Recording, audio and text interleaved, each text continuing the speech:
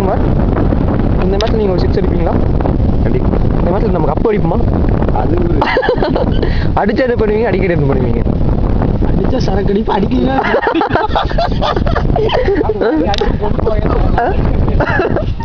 அப்பா அடிச்சுக்கிட்டே இவன் கொண்டு போயிடுவா. அப்பா அடிக்காட்டி நான் ஊத்திட்டு போயிடலாம். அவ்வளோங்கண்ணா. மொத்தத்தில் உங்களுக்கு எய்ம் வந்து சாக்கடிக்கிறது, டிஃபால்ட்டாகவே அடிக்கிறது தாங்களா?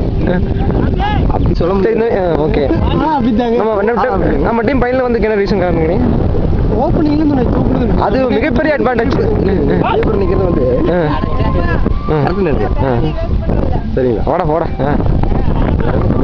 நல்லா அடிக்க சொல்லலாம். நீ ஏதோ சில பேர் நேருக்கு பேட்டு தான் கொடுத்துக்கிற நீ. சொல்லலாம்.